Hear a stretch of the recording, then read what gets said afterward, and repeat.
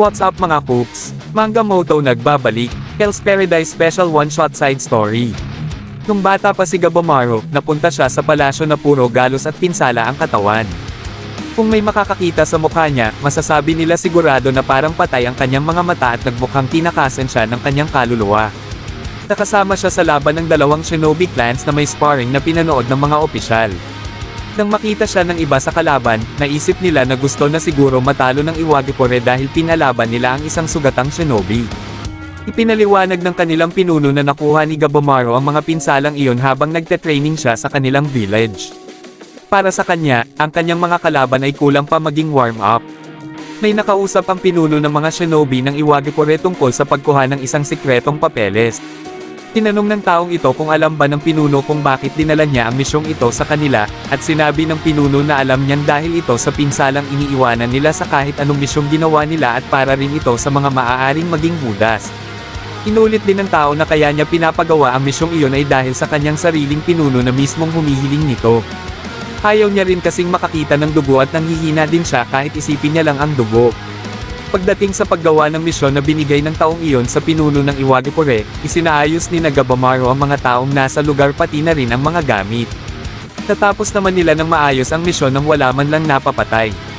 Itinataka ng mga kasamahan niyang shinobi kung bakit niya nagagawa ito ngayon kumpara sa dati na karumal-dumal niyang kinakatay ang mga taong nasa lugar para lang matapos ang misyon. Idinahilan ni Gabomaru na ang tangi nilang misyon ay nakawin ang sikretong papeles at nagawa naman nila iyon. Naisip ng iba ay dahil ito sa kasalang naganap sa pagitan ni Gabomaru at sa anak ng pinuno ng mga shinobi ng Iwagikure.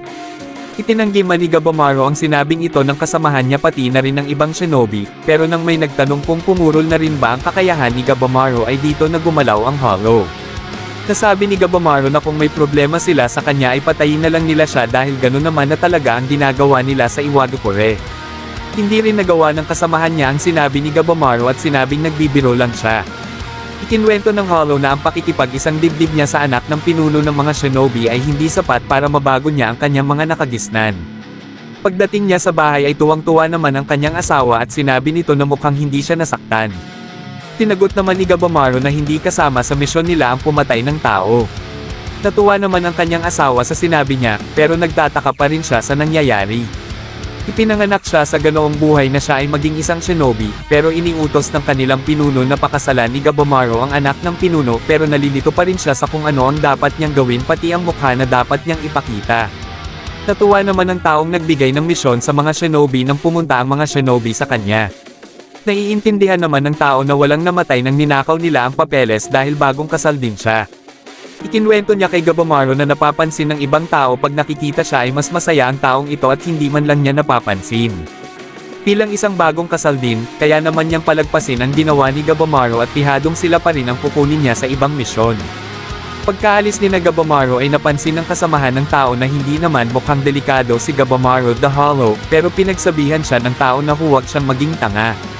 Na si Gabomaru ang pumasok sa Kuwana Ninja Estate. Naikwento ng tao na ang mga inapo ni Hattori Hanzo, isang kilalang shinobi ng panahong ni Tokugawa Ieyasu ay tumira sa Kuwana Ninja Estate. Ang lugar na ito ay isang maze na nagpalito sa mga espiya at ibang shinobi. Kaya kung kaya ng mga Iwagikure na pumasok sa isang lugar at makapagnakaw ng walang namamatay ay isang patunay sa kanilang godlike na kakayahan. Pero may chance ang hindi ito matanggap ng ibang mga tao sa Iwagikure ayon sa tao, kaya kung si Gabomaru ang pag-uusapan, ay isa siyang mahiwagang shinobi. Ang mga sabi-sabi ay isang nakakatakot na multo si Gabomaru, pero ngayon lang ay nagmukha lang siyang isang mahinang nilalang. Pero ayon sa tao, sino kaya si Gabomaru pagkasama na niya ang kanyang asawa? Dumating ang panahon na binigyan na sina Gabomaru ng panibagong misyon, at isa na itong assassination at ang Pontiria ay ang taong kinuha sila na magnakaw ng sikretong papeles. Di naman nagtaka ang kasamahan ni Gabomaru dahil ito na ang kalakaran sa kanilang trabaho. Tinabihan si Gabomaru na siya ang pumatay sa target nila, o baka takot ang Hollow dahil sa asawa nito. Itinanggi ni Gabomaru na siya ay under ng asawa niya at desisyon niya na huwag patayin ang mag-asawa. Bigla naman siyang inatake ng mga kasamahan niya at kahit may kakampi siya sa kanilang mga kasamahan ay napigilan ito ng isa pa sa kanila dahil alam ng pinuno ng mga shinobi ang ginagawa nilang ito. Hindi naman ito sapat para mapatay ang Hollow, at nang tinanong ni Gabomaru kung desidido na ba sila sa ginagawa nila ay ipinagpatuloy ng iba ang pag-atake sa kanya. Nakiusap pa ng isang beses si Gabomaru na kung maaari ay palagpasin na lang nila ito at huwag ng pag-usapan pa, pero tumanggi ang mga umatake sa kanya at sinabihan siyang isang mahina at pabigat. Bigla niyang pinugutan ang ulo ng isa habang ang babae ay ibinalibag niya sa sahig at nadurog din ang ulo nito. Gumamit si Gabomaru ng ascetic blaze ninpo, at pinagpira-piraso ang isang natira. Isiniwalat ni Gabomaru sa kanilang target na ang pinuno mismo ng tao ang nag-utos para patayin siya. Sinabihan na lang ng Hollow na umalis na sila sa lugar na iyon at itago na lang nila ang kanilang mga sarili at sasabihin na lang niya na patay na sila. At nang sinabihan niya ang mag-asawa na kung magkasama naman sila ay pihadong maliligtas pa rin sila sa hinaharap, natakot ang mga ito at tinawag siyang isang halimaw dahil sa itsura ni Gabomaru na nakakatakot. Pagka-uwi ni Gabomaru ay sinabihan niya ang kanyang asawa na huwag siyang tingnan, na hindi dapat makita ng asawa niya ang mukha niya dahil matatakot lang siya dito. Lumapit pa rin ang babae sa kanya at kahit pilit niyang itinulak ito ay sinabi ng asawa ni Gabomaru na hindi siya matatakot sa Hollow. Dahil hindi siya halimaw, kahit anumang mukha ni Gabomaru ay wala siyang pakialam at ang tangi lang niyang alam ay asawa niya ito. Nangiti naman si Gabomaru sa sinagot ng kanyang asawa, at kahit hindi pa rin niya alam kung anong mukha ang gagamitin niya pagkasama niya ang kanyang asawa, ay hindi niya nanaisin na manakaw ang ngiti nito. At nang nakarating na silang dalawa ni Sejiri sa isla, ay tinanong siya ng babaeng samurai kung bakit parang natigilan si Gabomaru na makatapak sila sa isla.